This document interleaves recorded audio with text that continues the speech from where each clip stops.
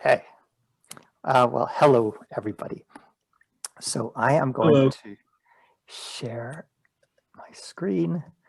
And have you guys ever gone to a party and the only food there is a raisin, and you have to cut the raisin up to feed yourself and your guests? In this case, the party's only 2 people, and we have to cut this raisin up so that one size of the little raisin is 6 and one size is 4. So the 6 are going to be these hexagons. So one size is going to have 6 of these hexagons and one is going to have size 4. What do the arrows mean? The arrows mean that that is a line of mirror symmetry. So we know that this piece with 6, we know that we're going to be able to fold it across that line of mirror symmetry. Okay, so whenever you're describing puzzles to your math class, don't go and tell all the rules at the start. That's boring and you'll lose engagement from probably 20% of your kids. Instead, you just jump right in. And that's what I'm going to do. I'm going to treat you guys like you're all in my grade 5 math class. Now, I don't see people's names whenever I am sharing my screen, one of the weird things about Zoom. So instead, I'm just going to call on you like I do whenever I'm going into a classroom that I don't know any of the kids' names. I'm going to say, with the pink jacket, you've got glasses on, you've got white and black. Yes, I'm seeing you on the first screen. You're the first person. Can you choose any one of these letters on here? Any one of these letters? Raise your hand if you know who I'm talking about. Yes, good. So yeah, you could say who you are now so that I can refer to you as a real person instead of person in the pink jacket. And you're muted. So my first question is something totally easy. Like, I'm not trying to get people to do math here. Just choose a letter. Okay. I'm sorry. I think I'll go pick G. G. Okay. So I'm going to color this one. I'll color it, let's say I'll color it green. Oops, that's not right. I'll color it green like this. And I'll even ask the kids to choose the color. Okay. And I'm going to color these ones. Okay, good. Okay, somebody else here. You are in looks like a jogging suit with white ties going down the front, blue jogging suit. If you know who I'm talking about, raise your hand. You're on the first page. Yes, it's you. Okay, so yeah, there's going to be 2 colors here. So you can choose a letter and you can choose a color. All right, so my name's Anna. And hi, Anna. I'll choose A. A. Okay. And red. And red. Red A coming up. There we go. Okay, so if this A was part of this shape that has 6 hexagons in it and has mirror symmetry across this axis. If A is red, Anna, which other, do you have any idea what other letter would have to be red? Would it have to be G? Yeah, unfortunately, it would have to be G. So you've already overturned the color of the previous person. Oh, okay. Next, we have someone with a Ming vase in their background with a little American flag in some flowers. Yes, you've got gray hair. You're talking to somebody else right now, so I'm interrupting your conversation. Oh, maybe I shouldn't be doing that. Okay. I'm going to turn to someone with an orange vest and an orange jogging suit with 2 orange things coming down. Go ahead. Do you know who you are? Okay, you've got blue. It's blue and orange. Hold up your hand if you know who you are. Yes, it's you. Okay, so unmute yourself and go ahead. My name's Janelle Charlie, Hi, and Janelle. I'll go ahead and go with B. B. And what color would you like to choose to color B? You can choose either this pinky red or you can choose green. Green. Green, okay. There we go. So green, let's say that green is connected to this one over here. Okay, so I could, if this one is the green shape, then I can color these two green. There we go. If this one's the red shape, I can color these two red. Okay, the pips are always going to be lying on the color. Okay, here we go. So if B is part of the green shape, then which other letter, Janelle, which other letter has to be part of the green shape?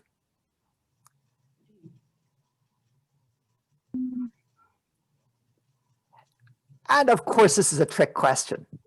There is no answer to this because if you're using mirror symmetry across this line here, then B, the one that's going to be mirror symmetric to that is going to be way over here. It's going to be like totally off the page. Like that's way down here.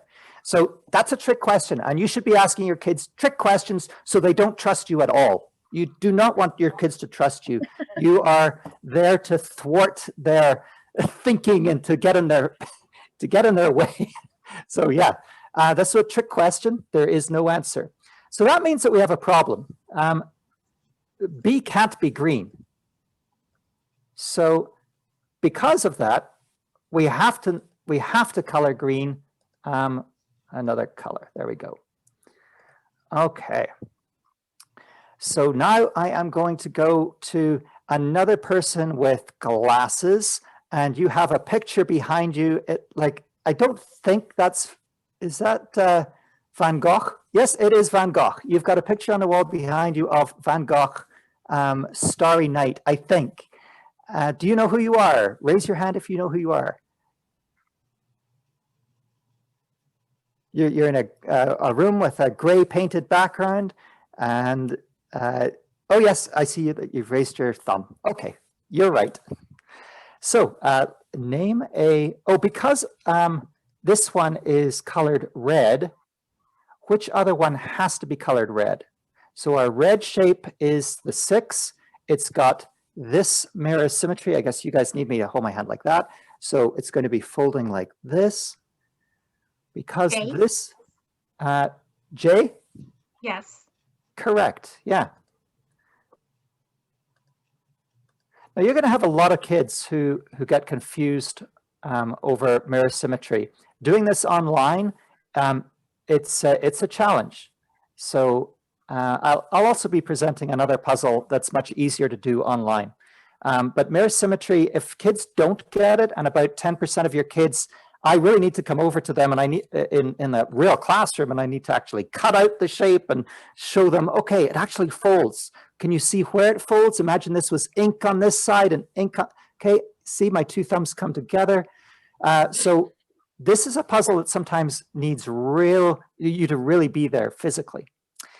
Anyway, let's, have we completed the red shape? We've got 6, 1, 2, 3, 4, 5, 6. So this looks like we've completed the red shape. We've got all 6 hexagons in here, and they do have mirror symmetry. So this looks good. Okay. Can the only person here with a mask, the only person social distancing in the whole room with a mask, you're up now. And can you finish off this puzzle? You know who I'm speaking about.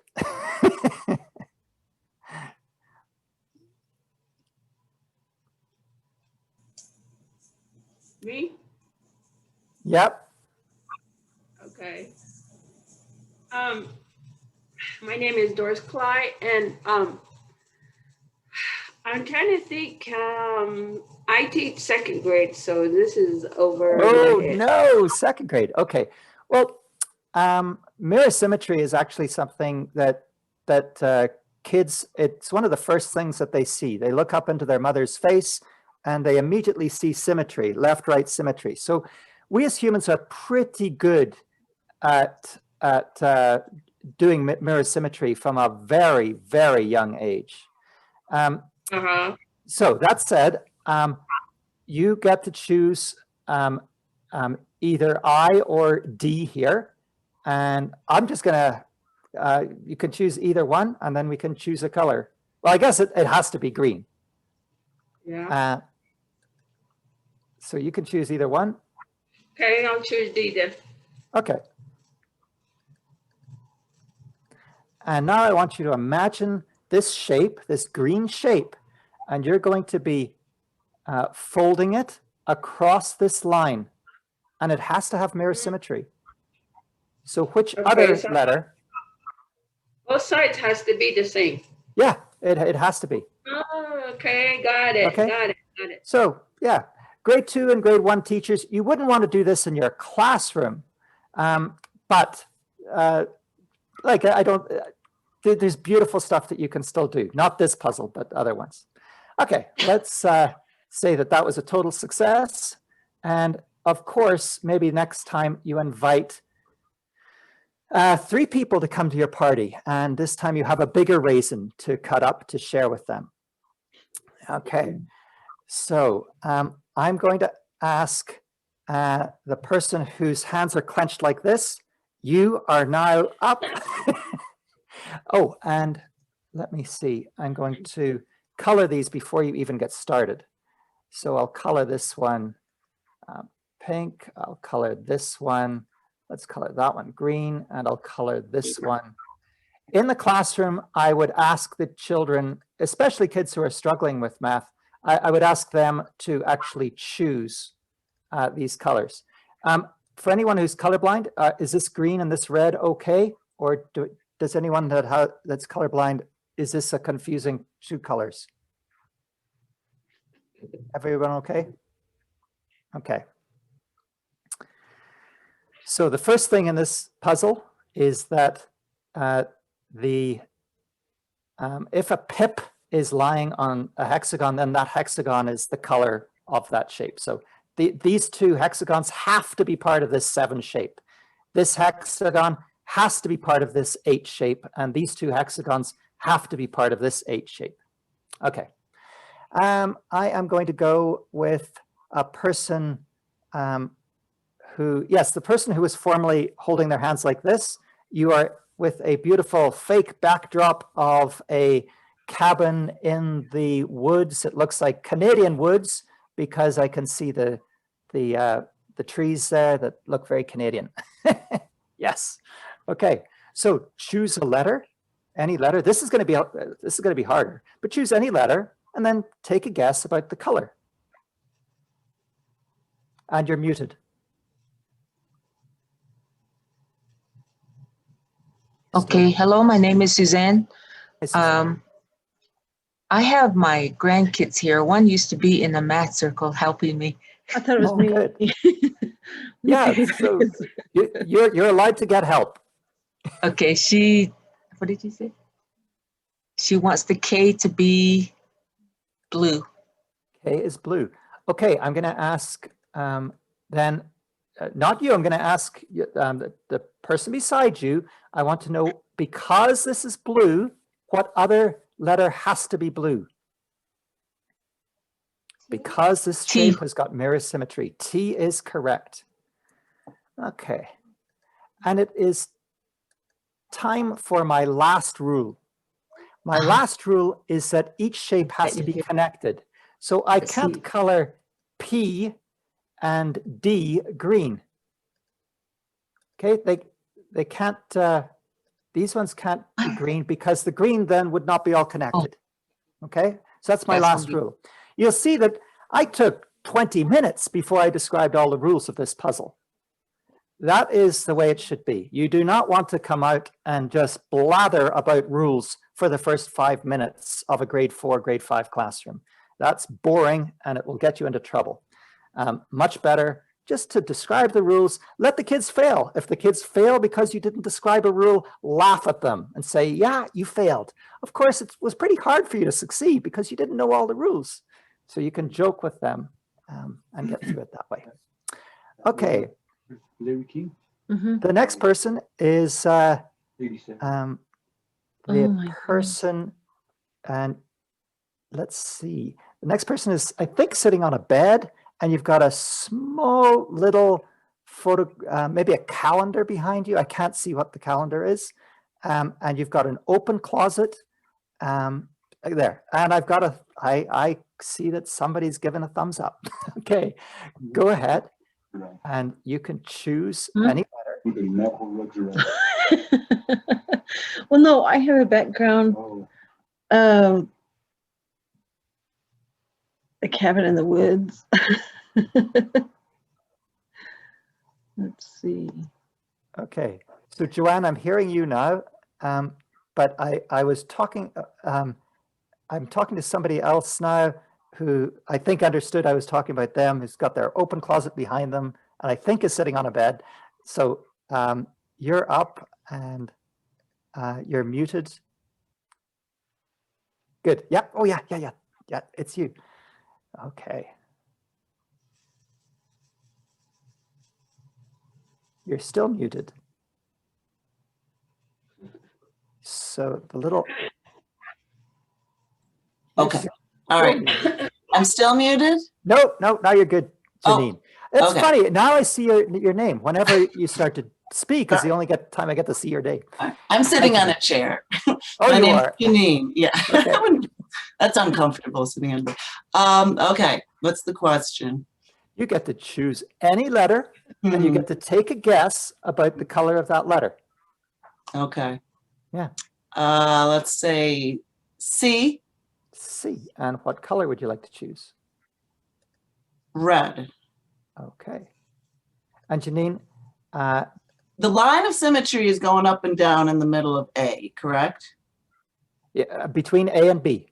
Right. Okay. And Okay. then I just have one more question. Does Yeah. the number 8 and 7, does that denote how many colors are in that particular? How many hexagons are in that particular color? Okay, thank you. Yeah. So go Okay. ahead, Janine. You can use mirror symmetry because you Oh. chose C. Uh-huh. What other letter do you really need to choose to E. make E is right? Yeah, absolutely. Okay. Next, I am going to go for the person with the Ming vase behind them, and you've got the flowers and a little American flag because I heard that you had elections down in that country recently. Yeah. Yes, it's you. Go ahead and choose any letter you want. Okay, my name is Yolanda. Good morning, everybody. Hi, Yolanda. Any letter? Any letter. I'll choose L. L. And what color would you like to make L? Does it have to be what's in the upper right-hand corner? There's blue, green, red, and purple? Nope, it's just blue, green, red. Those are your only okay. 3 choices. I'll choose green since there's only one green up there. Okay. Yolanda, because L is green, using this line of mirror symmetry, the green line of mirror symmetry, which other letter must be green?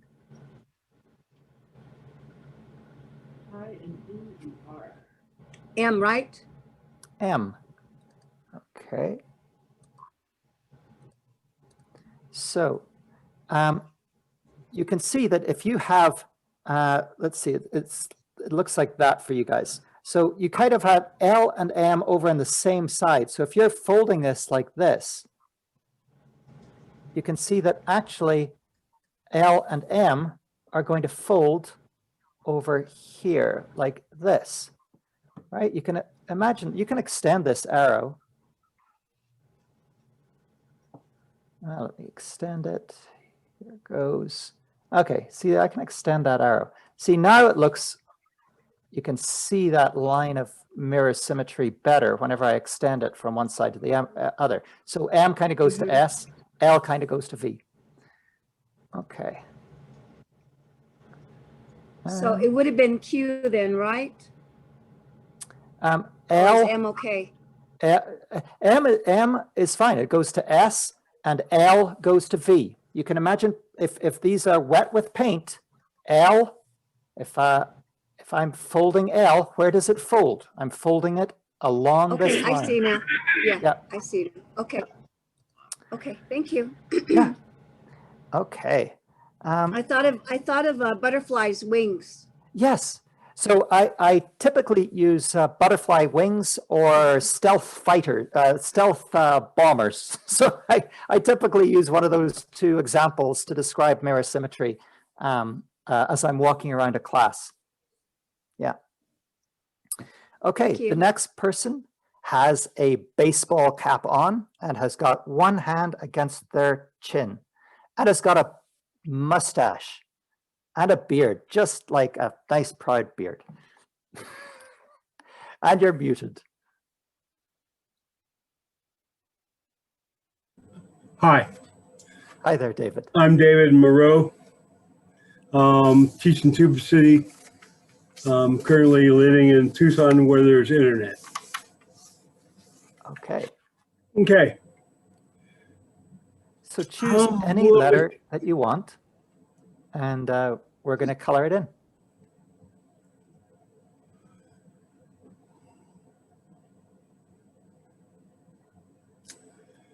Well,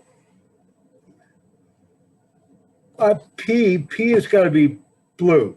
For sure. And because P is blue, if you fold along the line of symmetry here, what other letter is going to be blue? You know, it's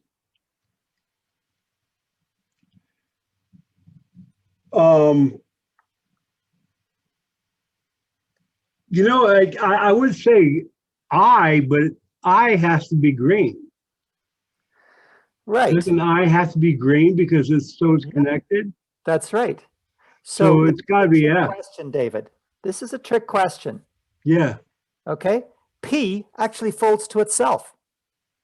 Right? You can see that this Bingo. line actually cuts Bingo. P right in two. Because, well, this that is makes a sense trick because that question. number is odd, because 7 is odd. Yeah. Yeah. So you're right about I. It has to be to stay connected. Right. It has to be, that So- has to be green. And It's got to be F and S. F and S. I don't know. Right, but S is already colored green. But we can try that if you want to change Too bad. what Yolanda says. You're going to change Yolanda's? Okay. There we go. It's got to be. And there's the 7. There's 7. Okay. So I think that this will be the last of these puzzles that we could do together. I will leave it up to you if you, I'll put some in the chat and then you can choose if you, I don't know if you want to do breakout rooms or whatever, or just go on to a different puzzle, probably go on to a different puzzle. Because really what we're doing here is we really don't actually want to solve these puzzles. We really just want to get techniques to solve them. You going into a classroom without knowing the answers to these puzzles, but knowing how to solve a puzzle, but not knowing answers specifically to this puzzle, that's a really good place to be. You don't want to go in, I call it birds trying to teach bats how to fly. Like, you guys don't want to be birds, your students are bats, and you don't want to be trying to teach them to fly. You want to go in there kind of blind as well. Okay, you're not exactly sure what the answer is. You're going to be experimenting. And that's just exciting for the kids. And if you end up having a disaster some days, like I have many times, but it's still more fun for the kids. It's more fun for you. It's less work ahead of time to go on in unprepared to your classes. Okay, now we have a problem. So someone is sitting with a lot of filing cabinets and a face mask. There we go. Yes, it's you. We have a problem. We have M here is green, but if this is green, that means that this has to be green. And no. David has already Right. colored this blue. M is not green, M is red. Red, okay. Because M is red, what other Right. letter has to be red?